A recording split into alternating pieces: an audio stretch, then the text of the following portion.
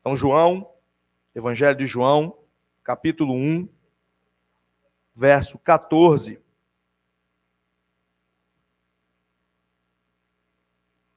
Diz assim a palavra do Senhor: E o Verbo se fez carne e habitou entre nós, cheio de graça e de verdade.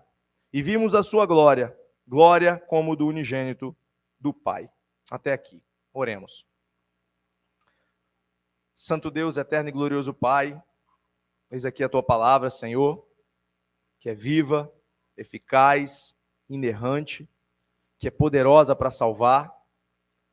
Ó Senhor Deus, o nosso pedido nessa noite é que o Senhor possa, pela ação gloriosa do teu Espírito Santo, agir nos nossos corações, movendo-nos e nos iluminando para que possamos ver um pouco mais daquilo que nos é permitido vermos da sua glória, enquanto estamos aqui nesse corpo carnal. Senhor Deus, que esse tema da glória do Senhor, ele possa impactar as nossas vidas. Ele possa gerar em nós, enquanto cristãos, mais amor pelo Senhor, mais busca por santidade, mais gratidão, mais contentamento, mais comunhão e tudo mais que nós temos como benefício daquilo que redunda, que vem, que é proveniente da sua glória. Pai bendito, não seja eu a falar essa noite, mas que seja o Senhor a falar para a tua igreja. Apenas usa-me, Senhor, para pronunciar as tuas verdades à tua igreja nessa noite. Que o Senhor possa ser o centro de tudo, hoje e sempre. Amém, Senhor. Meus queridos, o significado da palavra glória na Bíblia comunica a ideia de reconhecer a honra, de reconhecer a dignidade, a importância, a excelência ou a majestade de alguém. E essa palavra é usada em várias passagens bíblicas. E ela é usada para falar da glória de pessoas, ela é usada para falar de lugares, de objetos, de reinos, da natureza e principalmente da glória de Deus. O significado bíblico de glória, em cada uma dessas passagens, ele deve ser entendido à luz do contexto em que elas foram escritas. À luz do contexto em que essa palavra ela foi usada. E no texto bíblico, a palavra glória traduz vários termos, tanto hebraicos como também aramaicos. E isso quando diz respeito ao Antigo Testamento. Porque os três idiomas nos quais a Bíblia foi escrita é hebraico, aramaico para o Antigo Testamento e o grego para o Novo Testamento. Já no Novo Testamento, essa palavra ela traduz alguns termos gregos. Então, de qualquer forma, a sua aplicação mais importante diz respeito à glória de Deus. E nesse sentido, a palavra glória, ela aponta para a grandeza, ela aponta para a magnificência e a inacessibilidade inigualável de Deus. Na verdade, de certa forma, a glória expressa a natureza divina, de modo que Deus, ele é o Deus da glória, como nós vemos em Atos capítulo 7. O livro de Salmos, ele registra a glória de Deus como expressa de forma geral na natureza. Nós vemos isso no Salmo 19, Salmo 63. Deus, ele também decidiu revelar a sua glória de forma especial aos homens. O profeta Isaías, por exemplo, ele teve uma experiência extraordinária na qual ele contemplou o Senhor assentado num alto e sublime trono, servido por serafins que declaravam: Santo, Santo, Santo é o Senhor dos exércitos, toda a terra está repleta de sua glória. Isaías 6, verso 3. E nesse contexto é fácil perceber a íntima ligação entre glória e a santidade de Deus. Já no Novo Testamento, a revelação de Deus em Cristo é a revelação suprema dessa glória. O texto bíblico registra, por exemplo, Como a glória de Deus marcou o nascimento de Jesus Cristo em Lucas capítulo 2. Durante o ministério terreno de Jesus, em certa medida, essa glória ela foi manifestada através dos sinais e milagres operados por ele. João capítulo 2 nos diz isso. Até mesmo no ponto mais baixo da sua humilhação, isto é, a sua morte na cruz, a glória divina ela não esteve ausente na pessoa de Cristo. De modo que os oficiais romanos, eles puderam ali reconhecer a sua filiação divina, como nós vemos em Mateus capítulo 27. O apóstolo João, ele resumiu bem a glória de Deus revelada em Cristo, quando ele escreveu o nosso texto base dessa noite. E o Verbo se fez carne e habitou entre nós. E vimos a sua glória, como a glória do unigênito do Pai, repleto de graça e verdade. O escritor da carta aos Hebreus, ele explicou que Jesus Cristo ele é o resplendor da glória de Deus, em Hebreus capítulo 1. Bem como Tiago, ele falou de Jesus como o Senhor da glória, em Tiago capítulo 2. E pela soberana graça divina, aos redimidos é dado o privilégio de ter conhecimento dessa glória e poder participar dela. E nesse último domingo de outubro, meus queridos irmãos, em que comemoramos os 506 anos da Reforma Protestante, eu quero chamar a atenção de vocês, em especial, para o somente a glória de Deus. Como vimos em outras oportunidades, o sola é um termo em latim que significa sozinho ou apenas. E os 5 solas, como nós já estamos carecas de saber, são só a Escritura, ou seja, somente a Escritura tem autoridade final. Solos Cristo, somente com base em Cristo. O sola gratia, somente pela graça de Deus, que é o favor imerecido de Deus.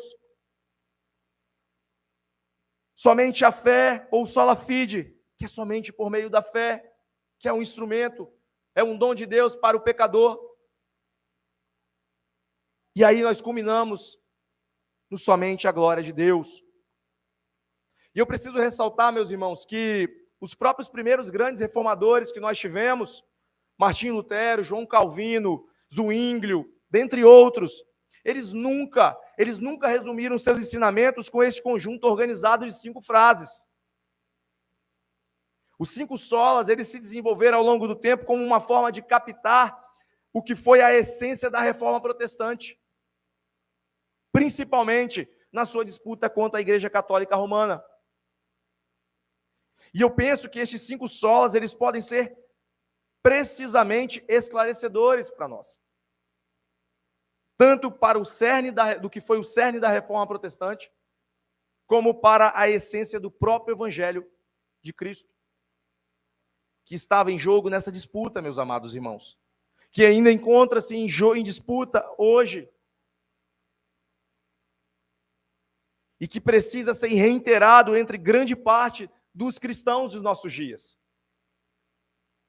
E a razão pela qual eu digo que os 5 solas eles podem ser esclarecedores é porque essas 5 frases soltas no ar, sem nenhuma cláusula para modificar, não são úteis para deixar claro sobre o que se trata o grande conflito da reforma, ou qual a essência da reforma.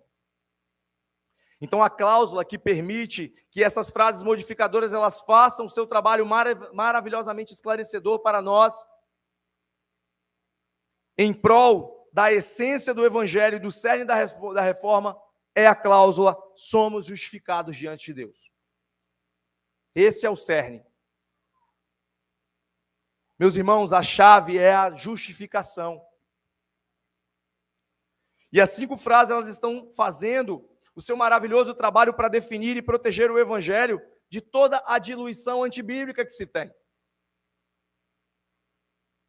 A justificação diante de Deus, ela é, ou somos justificados diante de Deus, somente pela graça. Somente com base no sangue e na justiça de Cristo. Somente através dos meios ou instrumentos da fé.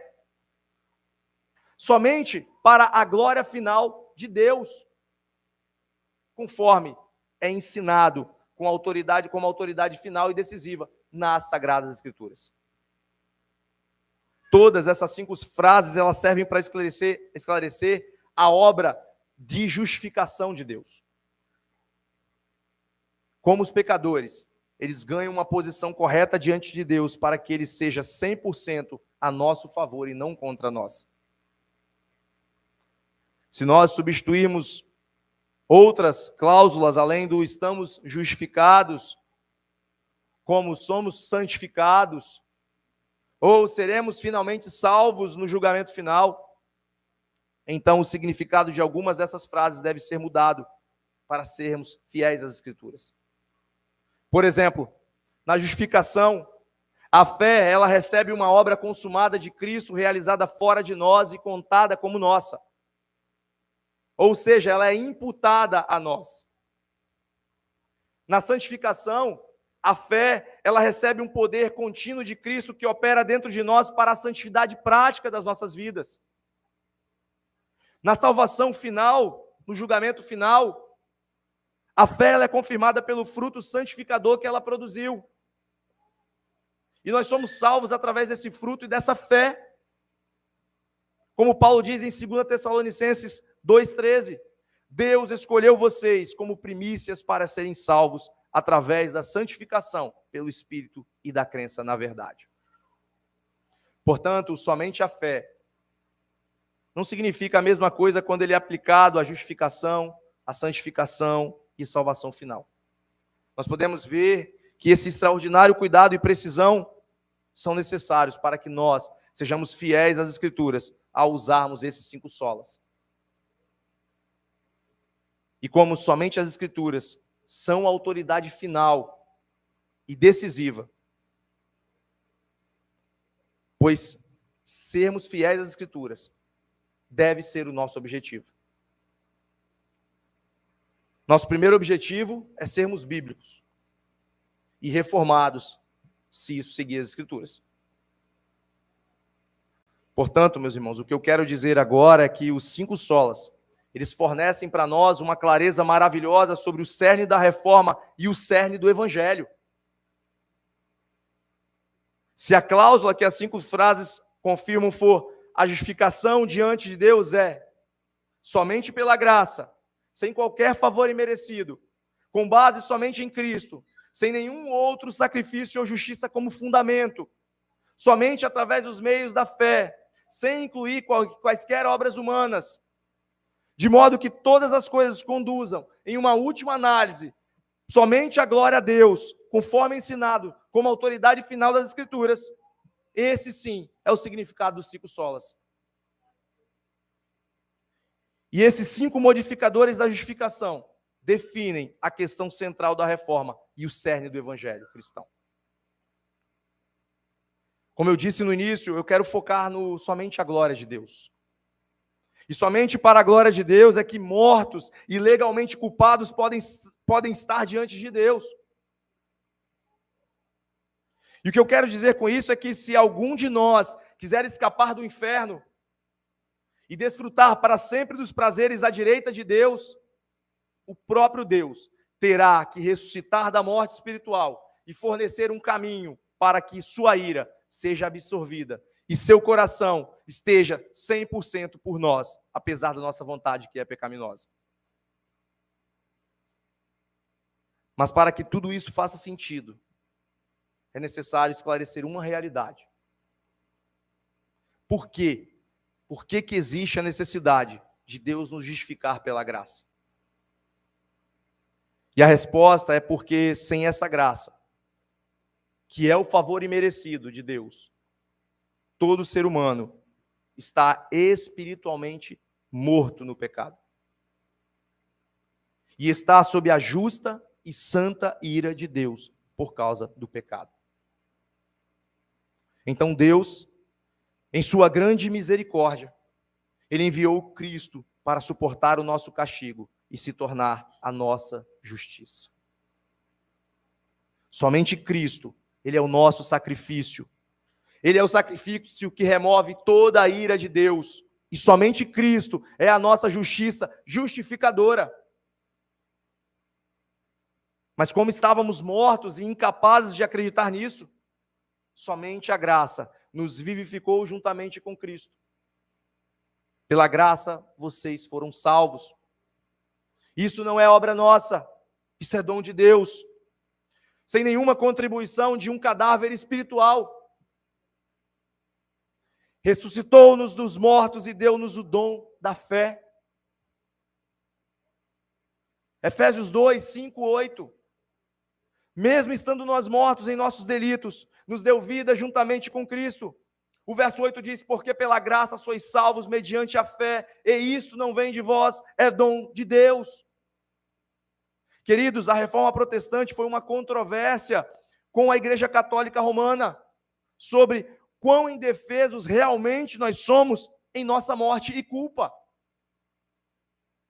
E, portanto, foi uma controvérsia sobre o que foi necessário para nos dar vida e desviar o nosso coração de Deus, da ira de Deus, para ser 100% o nosso favor, para que Deus se torne 100% o nosso favor. E a resposta dos reformadores foi que somente a graça poderia nos ressuscitar dentre os mortos. E somente Cristo poderia tornar-se o nosso castigo e a nossa perfeição diante de Deus. E esses dois milagres, da vida dentre os mortos e da remoção da ira de Deus, só poderiam ser recebidos como um presente através da fé. Não merecido ou conquistado. Tudo para que toda transação ela levasse em última instância a glória somente a Deus. Então nós vamos voltar aqui o nosso foco para essa última e definitiva realidade da glória de Deus. E eu quero tentar responder 4 perguntas nessa noite. A primeira é, qual é a glória de Deus? A segunda é, por que é o objetivo de tudo? Como Deus ele é glorificado por meio do seu povo justificado? E se somente Deus recebe a glória, o que dizer da nossa glorificação? Então a primeira pergunta é, qual é a glória de Deus? Meus irmãos, observem como Isaías, ele muda da santidade de Deus para a glória de Deus em Isaías 6, verso 3. Texto que nós já lemos. Santo, santo, santo é o Senhor dos exércitos, toda a terra está cheia da sua glória. Portanto, podemos ver nesse texto que quando a santidade de Deus ela irradia e ela enche a terra para as pessoas verem, isso é chamado de glória. O significado básico da palavra sagrado é separado. Separado do comum. Então, quando se leva essa definição até a infinita separação de Deus em relação a tudo aquilo que é comum, o efeito é torná-lo infinitamente único. E é isso que ele é. Ele é único. É como se ele fosse o diamante mais raro e perfeito do mundo. Mas não existem outros deuses de diamante.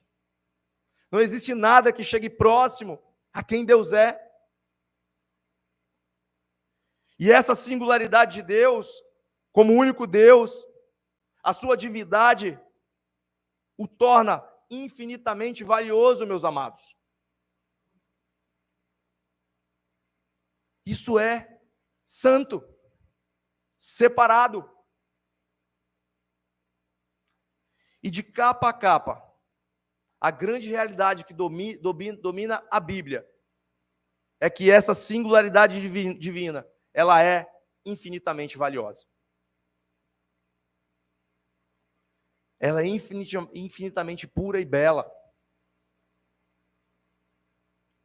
E essa divindade, ela brilha através da criação e através de todos os atos de Deus na história. Através dos atos de Deus na redenção, como nós vimos hoje aqui pela manhã, como a glória de Deus. Isso é esse brilho exterior do valor intrínseco, da beleza e da grandeza de suas múltiplas perfeições. E eu me refiro, meus irmãos, ao esplendor da beleza dessas multiformes perfeições de Deus, em tudo que Ele faz, em tudo que Ele é. Porque a Bíblia, ela pode falar da glória do poder de Deus, ou da glória da graça de Deus. Então nós devemos considerar a glória de Deus como o brilho desse valor que diz respeito somente a Ele, da beleza e da grandeza dessas múltiplas perfeições que emanam do nosso Deus. Cada atributo de Deus é uma face desse diamante que é a glória de Deus. Meus queridos, se Deus ele perdesse algum desses atributos, ele seria menos glorioso. Na verdade, ele não seria Deus. Portanto, quando se fala da glória de Deus, não se pode tratar da mesma como algo que Deus possui. Diferente dele mesmo, como se falasse da casa de Deus ou da cidade de Deus. Não, meus irmãos. A glória de Deus é esse brilho do valor, da beleza e da grandeza do próprio Deus. A divindade de Deus, ela manifesta. Ela é manifestada para ser espiritualmente vista, para ser espiritualmente saboreada e mostrada por nós, o seu povo redimido.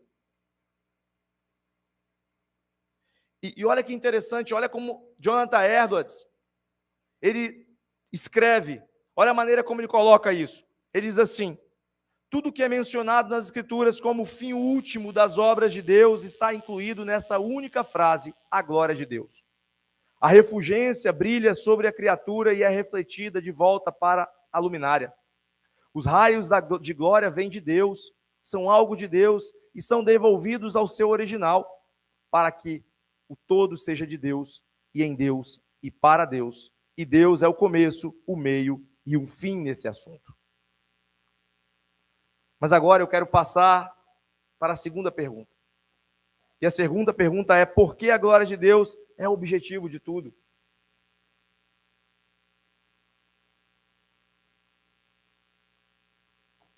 E a resposta, meus irmãos, é que Deus ele queria que fosse assim.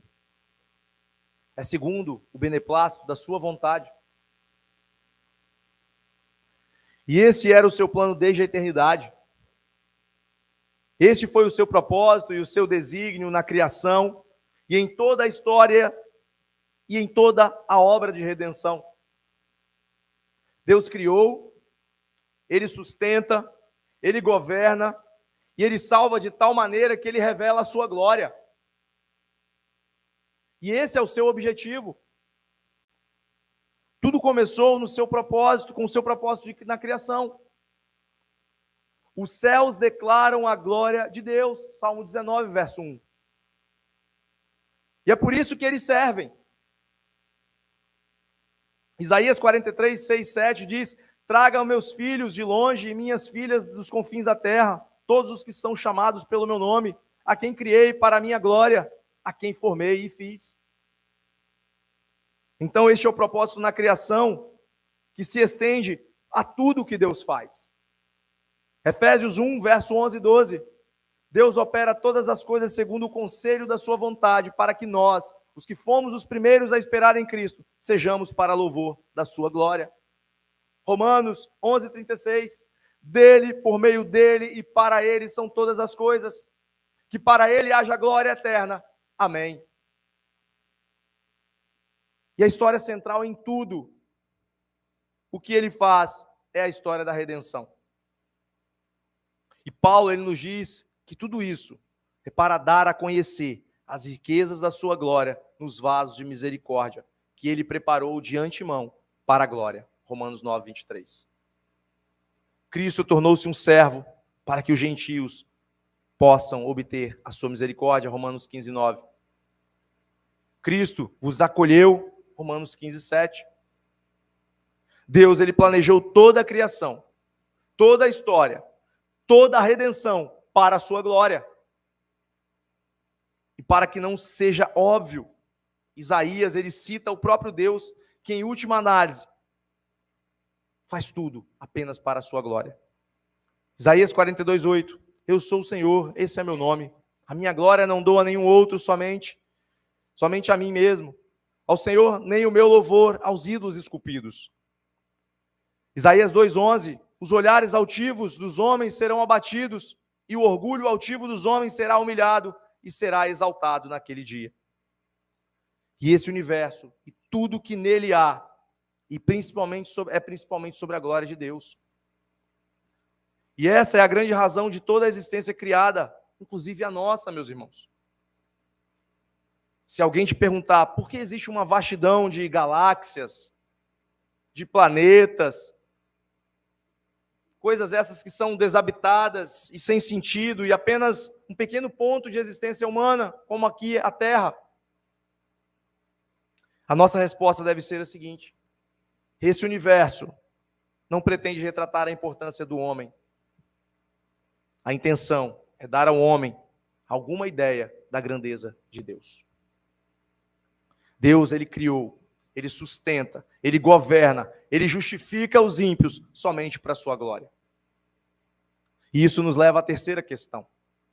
Como Deus, ele é glorificado mais plenamente por meio do seu povo justificado, por meio da sua igreja. Meus queridos, o pensamento que nós devemos desenvolver sobre como trazemos maior glória a Deus é o seguinte: Deus, ele é mais glorificado por meio de nós, quanto mais satisfeito nós estamos nele, quanto mais o amamos, quanto mais contentamento temos nele. E essa deve ser a nossa busca incessante, um amor por Deus que nos leve a manifestarmos a sua glória, a vivermos aqui para a sua glória. E eu acredito que os pastores e os teólogos que escreveram, por exemplo, o grande resumo do ensino da reforma nos catecismos, como nós temos o catecismo maior e menor de Westminster, o catecismo batista de 1689, dentre outros. O objetivo maior desses homens é quererem expressar o que esse pensamento significa, quando eles, por exemplo, disseram o seguinte na primeira questão: o principal objetivo do homem é glorificar a Deus e desfrutá-lo para sempre. Eles não disseram apenas que o nosso objetivo é glorificar a Deus, mas glorificar a Deus e desfrutá-lo. E eles não chamavam glorificar e desfrutar de dois fins, mas de um fim só, de algo singular. Ou seja, o principal objetivo é glorificar a Deus e desfrutá-lo para sempre. Essas coisas estão juntas. E eles discerniram aparentemente o que Paulo havia dito em Filipenses capítulo 1, verso 20. Que a forma como Cristo ele seria mais engrandecido na morte de Paulo, seria Paulo estar mais satisfeito em Cristo enquanto ele morria. A glória de Cristo, a sua beleza, o seu valor supremo. E isso fica claro para nós quando Paulo disse no verso 21, morrer é lucro.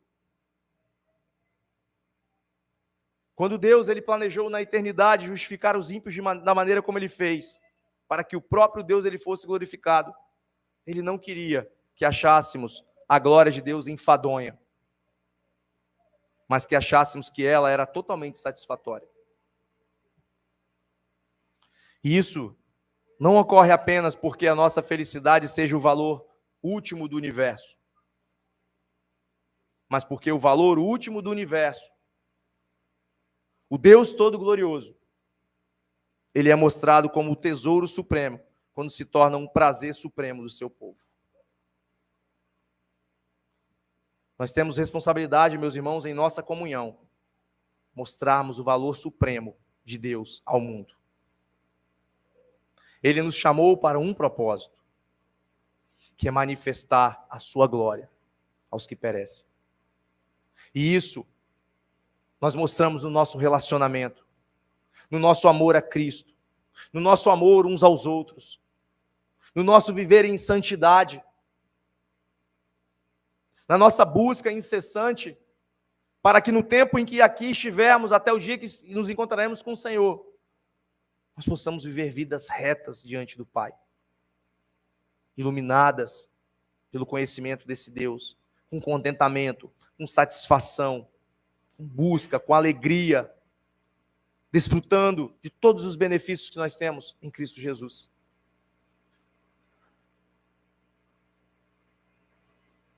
Eu quero citar mais uma vez Jonathan Edwards. Ele diz o seguinte: Deus é glorificado não apenas por sua glória ser vista, mas por ela ser regozijada. Quando aqueles que o veem se deleitam com isso, Deus é mais glorificado do que se eles apenas o vissem. Quando Deus justifica os pecadores somente pela graça, somente com base em Cristo, embora somente pela fé, seu objetivo era abrir-nos o caminho da vida. E onde esse caminho leva? Salmo 16:11. Tu me fizeste conhecer o caminho da vida, a plena felicidade da tua presença e o eterno prazer de estar na sua destra. No final, meus queridos, a glória de Deus é a nossa alegria. No final, meus irmãos, a glória de Deus e a nossa alegria, elas caminham juntas rumo à plenitude eterna. Agora, a última pergunta. Se somente Deus recebe a glória, o que dizer da nossa glorificação? E a resposta bíblica é que quando nós dizemos somente a Deus a glória, nós deveríamos querer dizer que qualquer glória compartilhada com o homem é uma glória que chama a atenção para a fonte e o fim de todas as coisas. Ou seja, a glória somente a Deus.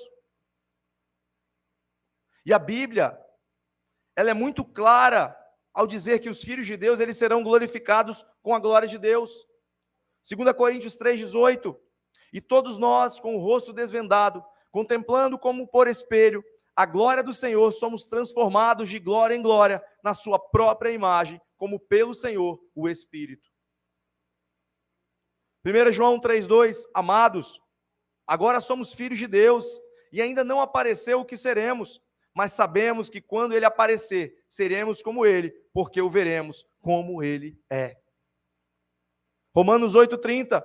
Aos que predestinou também chamou, e aos que chamou também justificou, e aos que justificou também glorificou. Então, por que Deus ele está tão empenhado em nos tornar gloriosos com a sua própria glória? E a razão para isso, meus irmãos, não é difícil de ver. Meus queridos, a alegria divina de Jesus, ela pode estar em nós, e a nossa alegria pode ser completa, como está escrito em João 15:11. Tenho-vos dito essas coisas, para que o meu gozo esteja em vós, e o vosso gozo seja completo. Mas não se pode colocar, irmãos, o motor de um jato 747 num Fusca. Não tem como nós colocarmos um vulcão em erupção dentro de uma xícarazinha de café, como a minha alma não glorificada. Não se pode colocar uma alegria gloriosa dentro de pessoas inglórias como nós. Nós seremos glorificados porque essa é a única maneira de estarmos plenamente satisfeitos em Deus. Porque somente em Deus, para que somente em Deus Ele seja plenamente glorificado em nós. Vamos abrir nossas Bíblias em João 17, a partir do verso 24. Caminhe um pouco mais aí, vá para o capítulo 17.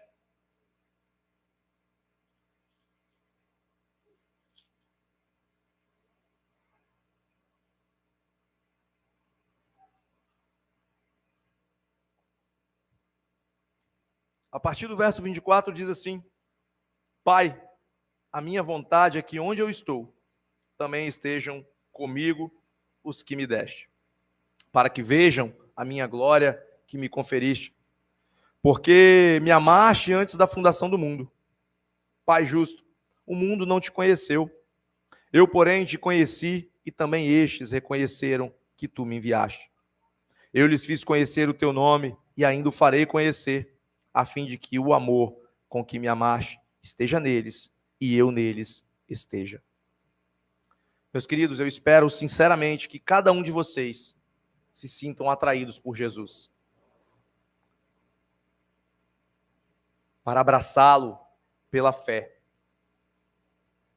Porque todos vocês que confiam nele, não importa o quão pecadores tenham sido, agora são justificados somente pela graça, sem qualquer favor imerecido, com base somente em Cristo, sem nenhum outro sacrifício ou justiça como fundamento, através da fé somente, sem incluir quaisquer obras humanas.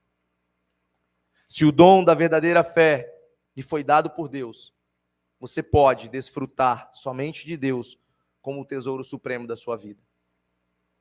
Se aproprie disso, meus irmãos. Porque, por meio disso, você pode demonstrar que toda a glória pertence, em última análise, somente a Deus. Eu quero terminar lendo para os irmãos um trecho do escrito do Dr. Martyn Lloyd-Jones. Ele diz assim: a glória da graça de Deus se revela de forma inimaginável para todos que conheciam anteriormente a vida daqueles que hoje constituem a igreja. A transformação foi e continua sendo radical demais para que possamos equiparar a quaisquer outras. As categorias de que dispomos, por mais sofisticadas que sejam, não dão conta de explicar o que aconteceu conosco. Somente um Deus glorioso em si mesmo poderia se revelar glorioso em sua graça, operando do modo que fez, nos tornando instrumentos de louvor de sua glória. Isso tudo foi possível no amado em Cristo Jesus, o Senhor da glória. Somente Deus, com tal amor pelo seu povo, poderia revelar-se gloriosamente dessa forma. A glória do Evangelho começa em Deus Pai. O Evangelho é glorioso porque pertence e origina-se em Deus. O Evangelho da glória de Deus, como está em 1 Timóteo 1,11. O Evangelho também é o da glória de Cristo, porque Jesus Cristo é Deus, é a imagem de Deus. O Evangelho não começa nem mesmo pelo Senhor Jesus Cristo, começa por Deus o Pai, sempre. E em toda parte da Bíblia começa por Deus o Pai. E nós devemos fazer o mesmo, porque essa é a ordem presente na Trindade Santa e Bendita. Deus o Pai, Deus o Filho, Deus o Espírito Santo. Que o Senhor nos ajude, irmãos. Que nós possamos contemplar essa glória e que isso possa gerar em nós uma transformação e um viver prático disso. Vamos nos colocar de pé?